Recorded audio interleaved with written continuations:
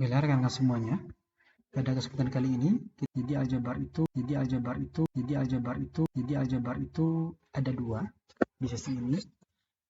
Sesi video ini akan saya pahami memberikan pemahaman tentang aljabar matriks dan aljabar kalkulus. Ya. Nah, ada 3 video nanti akan disusun. Nah, ada yang tahu apa itu aljabar? Nah, kita pahami dulu aljabar. Yang kita pelajari pada video ini adalah pertama kali adalah aljabar matriks, kemudian aljabar kalkulus. Nah, aljabar, ada yang tahu apa? Ya, bahasa Inggrisnya algebra ya. Penemunya siapa? Orang Islam ya. Di mana dinasti zaman khilafah Islamiyah yang ada di Baghdad ya, dulunya gitu ya. Dan bahwasanya kita patut berbangga dengan Islam, bahwasanya kita dulu bukan kayak algebra atau Khwarizmi ya, Ibnu Averroes atau Ibnu Sina seperti itu. Kemudian apa aljabar matriks? Apa itu aljabar gitu ya? Aljabar itu yaitu model-model gitu ya. Model-model matematika gitu ya, rumus-rumus, formula-formula. Nah, seperti itu. Nah, kita fokus ke mana? Ya, kita fokus ke ekonomi dan bisnis. Penting kita tahu dulu ya, sebegitu banyaknya model, rumus, formula, dan pola-pola gitu ya. Kita arahkan kepada ekonomi dan bisnis. Jadi fokus kita hanya dua, yaitu aljabar matriks dan aljabar kalkulus. Nah, apa yang kita pelajari di matriks? Yaitu ya fokus ke ekonomi dan bisnis ya. Ya ini ya. Nah, seperti ini. 1, 3, 2, 3, 4. Nah, itu matriks ya. Matriks itu apa ya? Yang kalau masih ingat tentang waktu kuliah, waktu SMA-nya, ya matriks itu apa? Nah, seperti ini. Ada nggak hubungannya ya? Nanti kita hubungkan. Kalau kalkulus, apa itu? Diferensial gitu ya. Nah, apa hubungannya dengan ekonomi? Nah, nanti ada turunan-turunannya gitu ya. Derivatifnya gitu ya, seperti itu. Nah, oke, kita bahas. Oke, aljabar matriks. Saya buka dulu. Nah, ini ada film-film matriks ya. Masih ingat? Jadi ada kumpulan-kumpulannya. Nah, matriks kumpulan 0101 ya, 0101.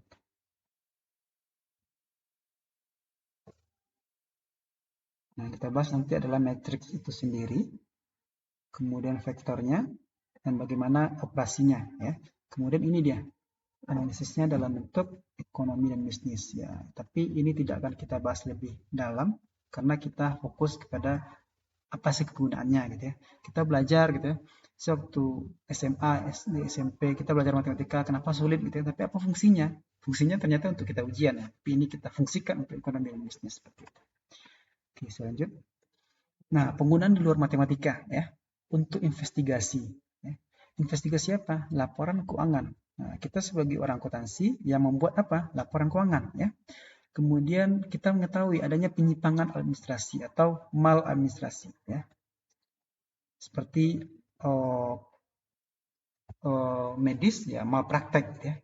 Kemudian penyelidikan korupsi. Loh, kok sampai ke sana? Ya, sampai ke sana gitu ya. Dan masih banyak hal lagi. Nah, itu fungsinya. Kemudian untuk perangkat lunak. Nah, itu tadi 01 01 ya. Banyak ya. Kemudian untuk pemrograman ya. Dapat juga untuk membuat coding gitu ya. Dan menghasilkan data statistik dan informasi-informasi lainnya. Dan kemudian bagi kita ya, nah ini dia. Bisnis dan ekonomi yaitu membuat analisis ya.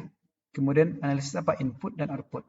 Tapi anak jurusan ilmu ekonomi akan terbantu sekali dengan mata kuliah atau topik ini ya. Tapi kita cukup tahu saja karena kita bagian akuntansi, oke? Yang jelas ada inputnya, ada outputnya, ya. Ada angka awalnya dan apa outputnya? Multiplier effect kah, gitu ya? Atau eksponensial dan sebagainya. Nah, konsep dasarnya dulu ya. Apa itu aljabar matriks? Ya, saya bilang tadi algebra ya, atau aljabar atau model-model matematika. Merupakan sebuah model matematika dengan aturan-aturan yang berhubungan dengan model linier. Nah, jadi model itu ada linier. Nah, kalau digambarkan seperti ini. Nah, linier seperti ini ya. Tapi ada modelnya eksponensial. Seperti gini. Nah, atau seperti ini. Ya, gambarnya melengkung ya. Kalau linear dari bawah lurus ya. Terus seperti ini. Oke. Nah, ini teorinya saja bisa dibaca nanti ya. Oh, ya jadi intinya seperti kita membuat model ya kayak sesi sebelumnya ya Y sama dengan A tambah BX ya. Atau kita membuat produksi A 10, produksi B bahan B 5. Nah, bagaimana modelnya seperti itu juga. Ya tidak jauh-jauh seperti itu. Ya, kemudian juga kita akan membahas tentang persamaan-persamaan dan ketidaksamaan. Nah, jadi apa dari teori ini bisa dibaca aja? Yaitu suatu himpunan, ya kita belajar himpunan juga ya. Himpunan matriks ya. Nah, apa? 3, 5, 7 gitu ya. Nah, seperti itu. Himpunan matriks atau himpunan apa gitu ya. Jadi kalau kita jabarkan aljabar, kita gabungin dengan matriks. Nah, seperti apa? Oke, kita bahas dulu tentang matriks ya lupa ya. Itu yang ada gambar tadi seperti ini. Nah, kok ada kotak-kotak gitu ya. Nah, nanti kita bahas lagi. Ya, jadi kalau ini bisa dibaca aja, tapi yang jelas matriks itu adalah seperti ini. Nah, dikurung atau dikotakkan. Ini bisa baca aja tentunya ya. Nah, ini dia bentuk umum matriksnya. Kalau di sini A11, A12, satu itu apa? Satu, satu di depan, nah misalnya gini. A11. Nah, kita pecah ya. Satu pertama dan satu kedua. Satu pertama itu adalah kolom. Satu kedua adalah baris ya. Yang ini kolom. Seperti itu. Nah, A21 berarti A berada di baris 2, kolom 1. Ini juga. Berarti ini A41. A berada di baris 4, kolom 1. Oke. Nah, ini juga A atau IJ. Ya. I ini menunjukkan baris. Nah, ini baris. Nah, ini kolomnya. Ya. J-nya kolom. I baris, J kolom. Oke, ini gambar kalau kita gambarkan ya. Kalau susah ini di mana gitu. Nah, contohnya seperti ini. Data tentang 5 orang mahasiswa dengan 3 nilai tes ya. Tes pertama misalnya tes wawancara, akademik, dan tes kesehatan ya, WAK. Nah, jadi 5 orangnya ini 1, 2, 3, 4, 5. Tes pertama wawancara ya. Orang pertama nilai 75 sampailah kepada orang 5, 75. Tes akademik orang pertama 82, 95 dan sampai 76. Orang ketiga tes kesehatan, kesehatannya bagus nih 86 sampai 74. Nah, itu ya. Nah,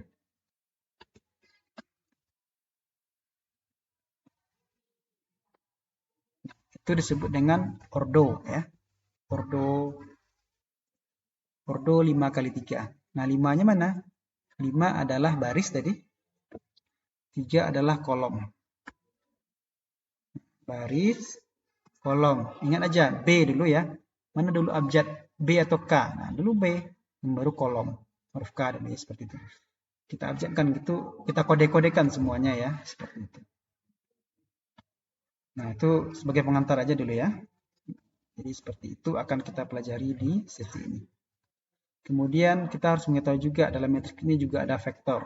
Apa itu vektor? Yang bisa dibaca aja. Yang jelas adalah sebuah metrik yang hanya punya elemen pada satu baris ya, kayak himpunan ya. Seperti himpunan. Nah, jadi vektor ini ada juga ya, karena kita khusus ke matriks ya. Berarti ada baris, ada kolom. Baris itu yang mana sih? Baris adalah dari kiri ke kanan, kolom dari atas ke bawah. Vertikal. vertikal, horizontal. Oke, misalnya himpunan ketiga nilai tes untuk mahasiswa 1. Nah, tes pertama ya 75, 91, 75, 82. Nah, siswa pertama ya. Tesnya ada 3, wawancara akademik. Siswa pertama anggaplah namanya si A ya. Oh, si B namanya ya di sini ya. Si B, si bagus namanya. 75, 82, 86. Oke, berarti ini adalah vektor. Kalau satu-satu disebut vektor ya. Vektor B, nilai B. Nilai B untuk nilai penilaian topik kewawasan, wawancara, akademik, dan kesehatan. Nah, kalau kolom gimana? Nah, berarti kolomnya adalah wawasan aja gitu ya. Wawancara gitu. Nah, ada dari 75 tadi ya. 75 sampai 5965 ya. Ya. Jadi untuk wawancara 5 orang nilainya beragam dari 75 sampai 59. Oke. Itu pemahamannya dulu ya, teorinya dulu. Nah, kemudian apa lagi yang kita pahami? Beberapa jenis matriks ya. Matriks bujur sangkar dan diagonal ya. Itu yang sederhana aja kita ketahui ya. Matriks dengan bujur sangkar adalah sebuah matriks ya. Kalau saya bilang matriks ada seperti ini ya. Dengan jumlah baris, baris adalah dari kiri ke kanan. Selangi, kalau kolom dari atas ke bawah atau vertikal, ini horizontal, vertikal, horizontal. Nah, ini harus sama nih karena dia bujur sangkar. 2 kali 2 4 ya, berarti 4 isinya. Kalau 3 kali 3, 3 kali 4 itu sudah bukan lagi bujur sangkar, berarti persegi panjang. 9 ke 9 ya, berarti 9 isinya ya, 1 2 3 4 5 6 7 8 9. Oke. Kemudian matriks apa yang harus kita ketahui lagi itu matriks diagonal dan matriks identitas. Matriks diagonal adalah matriks bujur sangkar. Nah, step ini elemen diagonal utamanya tidak 0, sementara elemen lainnya adalah 0. Oke, contohnya seperti ini. Nah, ini diagonal ya. Gitu ya. Dan ini diagonal boleh, tapi diagonalnya tidak boleh. Boleh nggak di sini? Nolnya di sini 1, dan di sini 3. Ya boleh juga ya. Itu konsep dasarnya dulu ya. Kemudian ini untuk diagonal 2 kali 2 dan diagonal 3 kali 3 gimana? Berarti gini. Nah, seperti itu diagonalnya. Oke. Boleh diagonal dari kiri, boleh diagonal dari kanan. Seperti itu. Kemudian matriks identitas lagi ya. Nah, identitas, nah ini diagonal adalah matriks bujur sangkar, nama ini. Di mana elemen diagonalnya utamanya adalah 1 dan elemen lain adalah 0.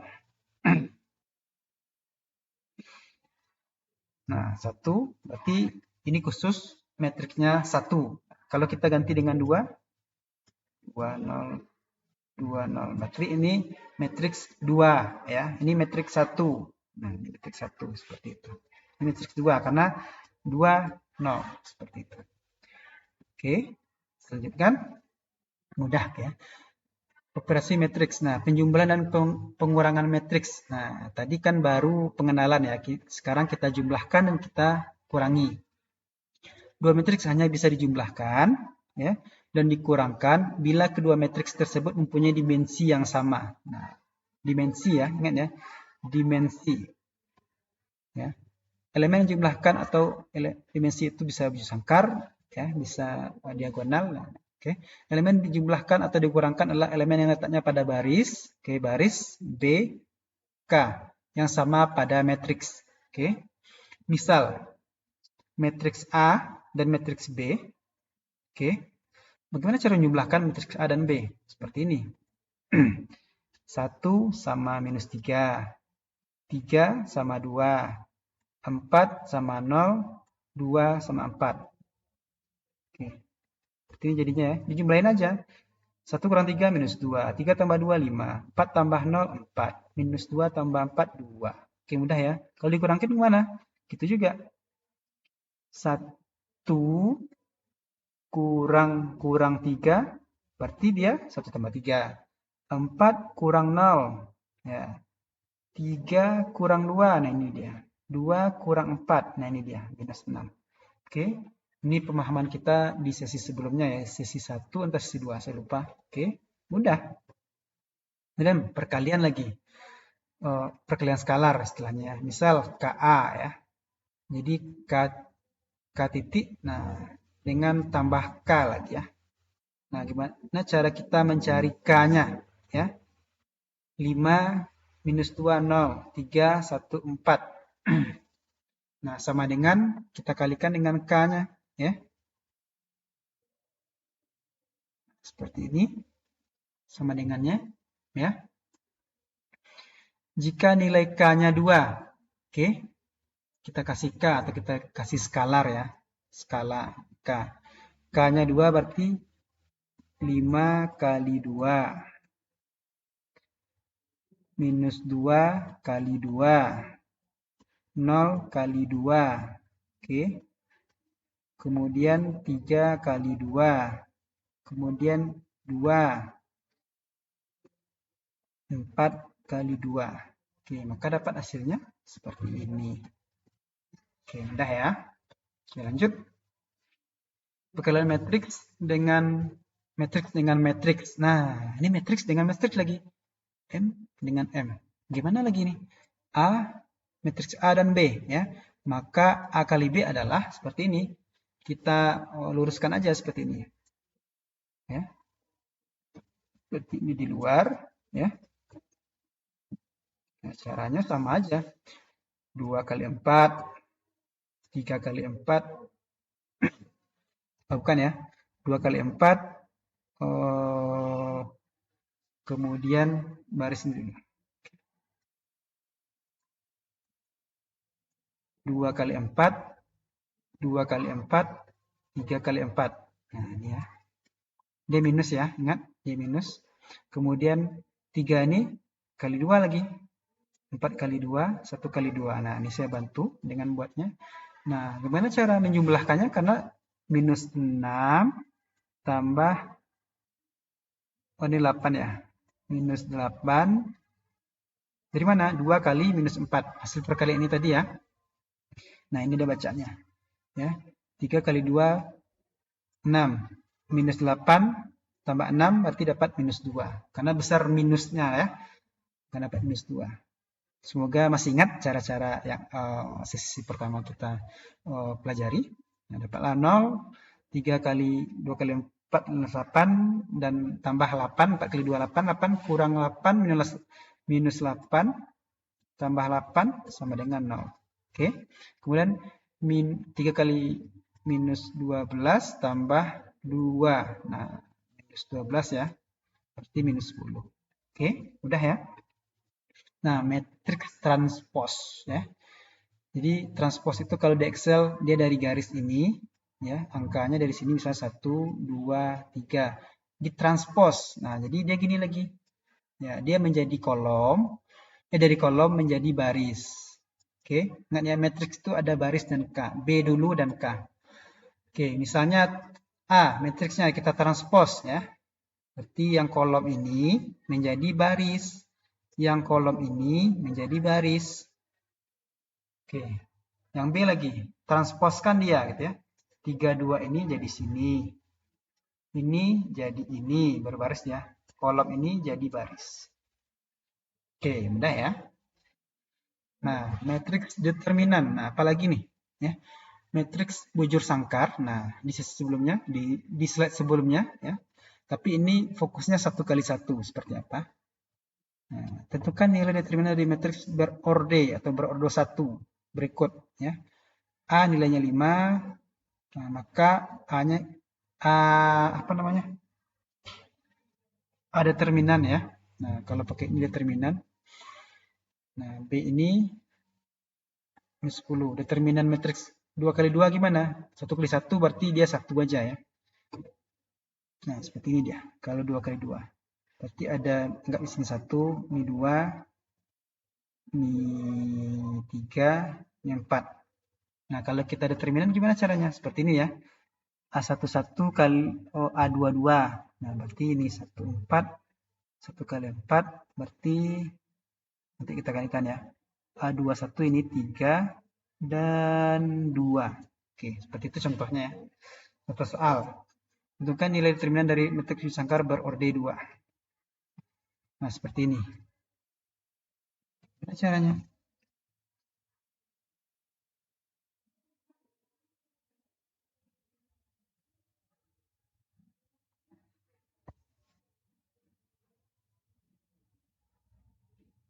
Ayo, gimana caranya? Rekan-rekan semuanya.